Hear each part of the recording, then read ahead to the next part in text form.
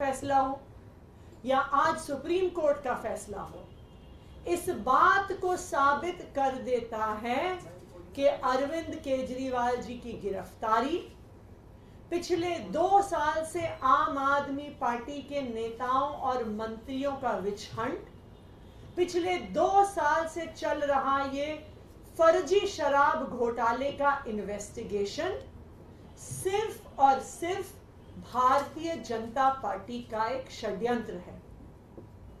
Bharatiya Janata party आम आदमी party का, दिल्ली सरकार का, दिल्ली के लोगों का काम रोकने के लिए साजिश रच रही है और इसीलिए उन्होंने दिल्ली के चुने हुए मुख्यमंत्री को एक फर्जी केस में बिना किसी सबूत के जेल में डाल दिया। राउज एवेन्यू कोर्ट ने जब अरविंद केजरीवाल जी को जमानत दी थी तो बहुत स्पष्ट तौर पर कहा, और एक बार नहीं बार बार कहा कि इन्फोर्समेंट डायरेक्टोरेट के पास अरविंद केजरीवाल जी के खिलाफ कोई सबूत नहीं है।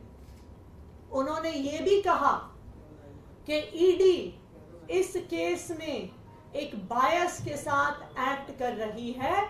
ये कोर्ट के शब्द हैं, ये हमारे शब्द नहीं हैं। आज राउज एवेन्यू कोर्ट के उस फैसले पर सुप्रीम कोर्ट ने भी मोहर लगा दी और अरविंद केजरीवाल जी को ईडी के मुकदमे में जमानत दे दी। लेकिन भारतीय जनता पार्टी को यह पता था, उनको पता था कि राउज एवेन्यू कोर्ट से जमानत मिल गई है, उनको पता था कि सुप्रीम कोर्ट से भी जमानत मिल जाएगी। इसीलिए उन्होंने एक और षड्यंत्र रचा और सुप्रीम कोर्ट में जिस दिन अरविंद केजरीवाल जी की जमानत का केस आना था, उससे पिछले दिन अपने एक और राजनीतिक हथियार सीबीआई से अरविंद केजरीवाल जी को गिरफ्तार करवा लिया। क्यों किया गिरफ्तार सीबीआई से? सिर्फ और सिर्फ इसलिए गिरफ्तार करवाया कि अगर ईडी के केस में जमानत मिल गई तो अरविंद केजरीवाल जी बाहर आकर 10 गुना स्पीड से दिल्ली के लोगों का काम करने लग जाएंगे और भारतीय जनता पार्टी का षड्यंत्र रुकता नहीं है। इसलिए सीबीआई के केस में अरेस्ट किया। मैं आज भारतीय जनता पार्टी को यह कहना चाहती हूं कि इस देश के एक के बाद एक हर न्यायालय ने आपके षड्यंत्र का पर्दाफाश किया। एक के बाद एक न्यायालय ने कहा है कि अरविंद केजरीवाल जी के खिलाफ सबूत नहीं है और आज एक के बाद एक हर न्यायालय अरविंद केजरीवाल जी को जमानत दे रहा है। मैं भारतीय जनता पार्टी को यह कहना चाहूंगी कि अपना घमंड खत्म करिए, अपना अहंकार खत्म करिए और बाकी पार्टियों के खिलाफ, लोकतंत्र के खिलाफ षड्यंत्र रचना बंद करिए। सत्य परेशान हो सकता है लेकिन पराजित नहीं हो सकता। अरविंद केजरीवाल की ये जमानत आज पूरे देश के सामने ये साफ कर देती है कि अरविंद केजरीवाल सत्य के साथ खड़े थे, खड़े हैं और खड़े रहेंगे। अब मैं चाहूंगी कि संदीप जी और सौरभ जी अपनी बात रखें।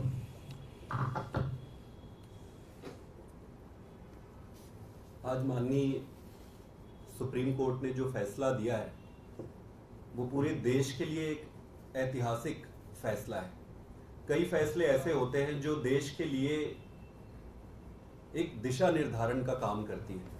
आज जो फैसला आया है वो बड़ा स्पष्ट कर देती है कि जो तथाकथित शराब घोटाला भारतीय जनता पार्टी द्वारा जो रचित है वो पूरी तरीके से सुप्रीम कोर्ट ने उसको ध्वस्त कर देता है। सुप्रीम कोर्ट में जाने से पहले इस पर special court, PMLA special court का ऑर्डर आया था। उस ऑर्डर को पढ़ने पर किसी भी व्यक्ति के मन में ये संदेह नहीं रहेगा कि भाई ये केस क्या है। उस ऑर्डर में 3-4 चीजें बड़ी स्पष्ट लिखी हुई है। पहला कि कोई पैसे का लेन देन नहीं हुआ है। दूसरा, पैसे की कहीं एक चवन्नी की बरामद नहीं हुई है। तीसरा, अरविंद केजरीवाल जी का और पार्टी का दूर दूर से किसी चीज में कोई नाता ही नहीं है। जब करप्शन ही नहीं है इस पे तो नाते का सवाल ही नहीं है। और सबसे इंपॉर्टेंट चीज कि उसमें ईडी के इंटेंट को ये मार्क करने वाली बात है कोर्ट के ऑर्डर में ईडी के इंटेंट पे बड़ा क्वेश्चन मार्क लगा है कि ईडी जो है बड़े एक मैलिफाइड इंटेंट के साथ काम कर रही है। ये बहुत बड़ी बात है। जब कोई एक एजेंसी अपने खोटे नियत के साथ किसी पक्ष के साथ व्यवहार करती है तो वो बहुत गंभीर विषय हो जाता है। स्पेशल कोर्ट के बाद मुद्दा आज सुप्रीम कोर्ट में आया। सुप्रीम कोर्ट में एक बड़े प्रश्न पर विचार किया जा रहा था, और बड़ा प्रश्न क्या था? वो बड़ा प्रश्न ये था कि क्या ये पूरे का पूरा अरेस्ट ही इलीगल है? तो कोर्ट ने अपने तरीके से अध्ययन करके इसको बड़े बेंच के पास भेजा है। जो भी होगा वो देश के लिए अच्छा ही होगा, दिशा निर्धारण होगा आगे। लेकिन कोर्ट ने इंटरिम बेल ग्रांट किया है अरविंद केजरीवाल जी को। अब आपको ये समझना होगा कि पीएमएलए में जब सारे तथ्य और साक्ष्यों को देखकर सभी सबूत ये जो दिए हैं उसको एग्जॉस्ट करने के बाद ही ऐसे इंटरिम बेल या बेल दिए जाते हैं। तो मेरा ये सबमिशन है भारतीय जनता पार्टी से कि हर कोर्ट में आपको मुंह की खानी पड़ रही है, और ये केस सिर्फ आपके द्वारा रचित एक सर्कस है। तो इस सर्कस को बंद करिए। देश का और जनता का और खास करके दिल्ली की जनता का समय व्यर्थ ना करें। नरेंद्र मोदी जी ने, अमित शाह जी ने और भारतीय जनता पार्टी ने इस देश को एक ही चीज दिया है। हर व्यक्ति का हर कार्यकाल की एक देन होती है कि भाई इसने क्या दिया, इसने क्या दिया, इसके कार्यकाल में क्या मिला। तो भाजपा के मोदी जी और अमित शाह के कार्यकाल में एक ही चीज मिला है उस देश को, और वो है ये तानाशाही की ऐसी व्यवस्था जिसमें जिस राजनीतिक दल और राजनेता को ये सामने से हरा नहीं सकते या उनका सामना नहीं कर सकते, उनको गलत तरीके से, फ्रॉडुलेंट तरीके से षड्यंत्र करके जेल में डालना या उनको फंसाना, इसको बंद करना चाहिए। देश का बहुत समय वेस्ट हो रहा है। हमें नई राजनीति करनी है, देश को आगे लेकर जाना है। हम सब मिलकर जब अच्छी राजनीति करेंगे तभी देश आगे बढ़ेगा। मेरा ये फिर से रिक्वेस्ट है माननीय प्रधानमंत्री जी से और अमित शाह जी से कि ये गंदी राजनीति से बाहर आइए और अच्छी राजनीति करिए। मैं चाहूंगा कि सौरभ जी भी थोड़ा सा इस पर अपनी विचार रखें। आज जो सुप्रीम कोर्ट की double bench justice Sandeep Khanna, justice Dipankar Datta की बेंच ने जो सुप्रीम कोर्ट की छुट्टियों से पहले अपना ऑर्डर रिजर्व किया, उसको आज उन्होंने सुनाया। उसके अंदर सुप्रीम कोर्ट के सामने ये सवाल थे कि अगर ईडी पीएमएलए एक्ट के अंडर सेक्शन 19 अरेस्ट करती है और अंडर सेक्शन 45 कोर्ट उसके अंदर बेल की बात सोचता है, तो सेक्शन 19 के अंदर जब ईडी जो एक एजेंसी है वो अरेस्ट करती है तो उसका जो डिसीजन है वो सब्जेक्टिव है, ऑब्जेक्टिव नहीं है। कोई तय सिद्धांत नहीं है किस पे वो अरेस्ट कर रहे हैं, और वो सेक्शन 19 बेसिकली उन अफसरों की ओपिनियन है। तो अगर किसी कानून के अंदर बेल के प्रावधान इतने सख्त हैं जितने सेक्शन 45 में है, तो उसमें अरेस्ट का थ्रेशोल्ड भी हाई होगा। ऐसा नहीं हो सकता कि आप बात बात पे अरेस्ट कर लें और फिर बेल ना दें। अगर बेल आसान है किसी कानून में तो उसमें अरेस्ट भी आसान होती है, और अगर कानून में बेल मुश्किल है तो उसमें अरेस्ट होने भी, क्या लगा लो, कनेक्टेड तो है नहीं, इसको बिना कनेक्ट करे कर लेंगे। सर लाइव चल रहा है। तो बेल के सिद्धांत ये है कि अगर बेल मिलना किसी कानून के अंदर कठिन है तो उसके अंदर अरेस्ट का थ्रेशोल्ड भी हाई होना चाहिए।